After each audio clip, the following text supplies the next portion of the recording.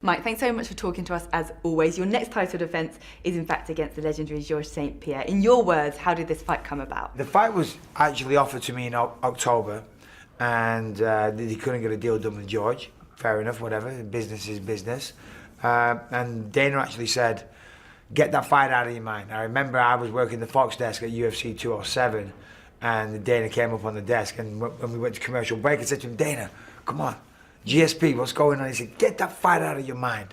That fight is not happening.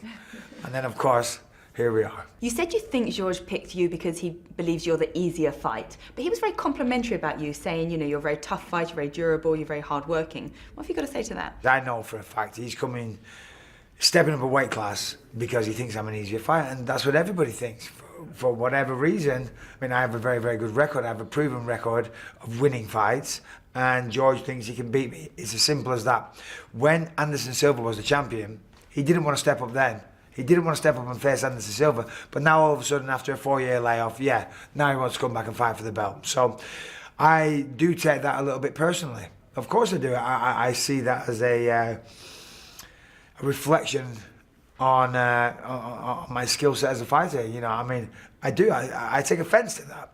And I look forward to proving him wrong in the error of his ways. What does a win over George do for you, for your rank, for your legacy? In terms of legacy, I mean, if you look at, you know, the greatest fighters throughout history, if you look at Anderson Silva, Dan Henderson, Georges St Pierre, they're three of the best fighters to ever compete in mixed martial arts. Not in the UFC, not in Pride, in mixed martial arts, period. So, fighting, beating George, beating Anderson, beating Dan Henderson, for me, I mean, when I'm retired, I can look back and I'll be very proud of what I've achieved. When you look back at George's fights, what do you recall? What do you remember? When I look at George, he's an incredible athlete. He's got a great jab, he's got good wrestling, he's got good jiu-jitsu. Sorry, not good wrestling, fantastic jiu-jitsu. But he's not somebody that likes to fight. I do like to fight. I mean, ever since I was a child, I was getting into fights, unfortunately. George stepped away for a reason. He stepped away for a reason. Of course, he was fighting for a long, long time. But there's a reason why he stepped away. You know, you can't step away and then come back after 4 years. It'll be 4 years by the time we fight. Don't tell me there's not going to be ring rust. Don't tell me there's not going to be inner demons. Of course there is. Of course. And he's stepping back the biggest stage possible. Look at what just happened to Ronda Rousey. He did say he believes he has the higher fight IQ. What are your thoughts on that? Really? So that's interesting because I don't think he has. I don't think, of course, who cares about fight IQ? Who cares about fight IQ? If you put me and him against each other, of course there is strategy involved, but at the end of the day, see, there you go. Georges St Pierre to a T. I've got a better fight IQ. Good for you. All right, I'll give you that. You got a better fight IQ. I'm a better fighter. I'm a better fighter, simple as that. Plain and simple. I will fight that guy any day of the week. Did you see us when we squared up? See the size difference? He doesn't intimidate me in the slightest. All that's going to happen with George, if I lose the fight, I'm going to be on the floor trying to get up the whole time. That's all that's going to happen. I have no fear. He's not going to hurt me. He's not going to knock me out. He's not going to do anything like that. He's just going to try and hold me down. So, call it fight IQ. Call it being a little bitch. Nobody likes getting punched in the face, but this is what we do. It's our job. And, you know, I mean, you look at the state of me, for crying out loud. Jesus Christ. Look at me. I used to be a good-looking guy, but I'm still here. I'm still here, still doing this, because this is what I do. I love it. I love this. George doesn't love this. You're going to spend a lot of time with each other between now and when the fight actually takes place. Can we sort of expect more of this trash talk that we've just seen? No, there's no smack talk. There's no smack talk. It ain't smack talk. I swear to God. When I say Georges St Pierre's a little bitch, that ain't smack talk. He is a little bitch. He's a little bitch. He is. He stepped away because he didn't want to fight. He stepped away because he got his arse kicked. And then he's coming back and he thinks I'm an easy fight. That is the only reason he's picking me. He thinks I'm an easy fight. He's a welterweight. Why isn't he fighting Tyron Woodley? Why isn't he fighting Tyron Woodley? He thinks I'm an easier fight than Tyron. Let's have it right. And I don't care. I don't mind saying that. But those are the facts. All I've got to do for George is learn how to wrestle. That's all I've got to do. I beat George all day long. He will not stand with me. As soon as that fight starts, he's going to jab, double leg. Simple as that. Tell you right now, he's going to jab, he's going to shoot a double leg takedown. Of course, it's mixed martial arts.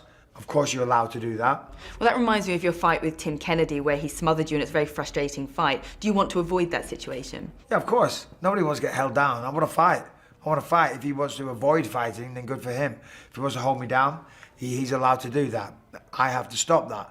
I could fight George right now, but if I wrestle once or twice a week with my son, I'll beat George. How many more fights do you think you've got in you? I mean, how many fights do I feel I have left? Many. How many do I want to have? Not many. You know, I think I'll beat George. Of course, I think that. And then I'll fight Yoel Romero or Jacare, whoever is the number one contender. I think maybe those guys should fight again. Yoel did test positive after all, that is a fact. And if I beat Yoel Romero, I guess, what else am I going to do? I'm just carry on fighting everybody for the rest of my life. You know, I mean, I've achieved it all. I'm very happy of what I've achieved. I've had a great career. I've had a long career. Can't do it forever. George, thank you so much for joining us and welcome back. Can't wait to see you back in that octagon. And you are indeed going to face Michael Bisping. How did that fight come about? Well, it came about, I would say, mixed martial art, it's a little bit like the stock market. I compare fighters to stock. Sometimes some stock is very high and then after it get very low, it fluctuates. I wanted to come back and fight the guy who has the highest stock as possible, who's the biggest draw right now. Conor McGregor is out, Ronda Rousey is out. I wanted to make a big boom, and I know that for a fact that Michael Bisping always wanted to fight me. So I think that's the move that the fans want to see, UFC want to do, and Michael and I want to as well. And it's for the title. It's something that I never attempted before to fight in a different weight class that I used to compete.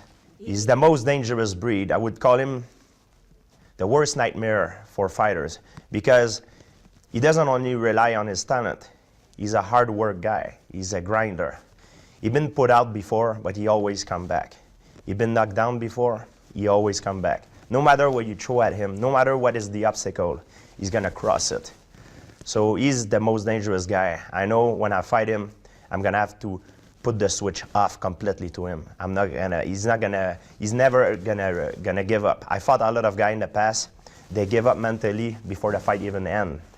But Michael is not that type of guy. He's gonna continue until he can breathe. He's gonna keep going forward, and it's gonna make a very interesting fight. If it wasn't Michael Bisping holding that middleweight title, if it was Yoel Romero, for example, would you still be wanting to go for the middleweight belt? It would depend of the stock. What is the value of the stock? I'm not afraid of nobody. I'm not afraid of no human being. Everything I do is calculated. There's different reasons. There are a bunch of reasons why I'm doing things. I do it for the sport, for the love, but also for the business. Belt is important, and I choose. I'm 36 years old right now. I don't have a lot of fight left. I want to make the biggest fight as possible. I want to fight the guys that the stock is the highest, and it would elevate myself. It will be also a fight that the fans want to see and the UFC want to make, and make good money, good business as well. To make my comeback, I needed to find an opponent that excites me. I'm not excited at the idea of fighting a friend. I've never been. And there's plenty of guys to fight in UFC. But I only see Michael Bisping right now. If I come back to competition as the same Georges St Pierre used to be, I'm gonna have a very, very bad night against Michael Bisping. The sport has involved, and I'm aware of it. And if I come back, it's because I'm convinced, my coach are convinced, and all my training partners are convinced that I am in my prime, and I am a much better version than I used to be. I got more tools. I'm ready to pull the trigger better, more aggressive, more opportunistic, and physically I'm in my prime. Mentally, I'm at my best. I believe when you perform in a certain area for a performer, as a human being, it's like a triangle. There is the mental, the physical, and the emotional. When I used to compete at the end of my last run, physically I was okay, but emotionally and mentally, I was not really 100%. That's why I had issues, that's why I stepped away, and I don't want to go back into the detail, people knows. But now I'm 100% in those three categories, and I'm better than ever. I believe Michael Bisping will have an advantage in the size, in the weight department, but I do believe I'm a better athlete. I got more tools, I'm more well-rounded, and I got a higher fighting IQ than he does. That's why I'm going to win that fight. And I've got to ask you, Michael said recently to TMZ that you are out of your mind if you think you can come off the couch after 3 years and take his belt from him. What have you got to say to that?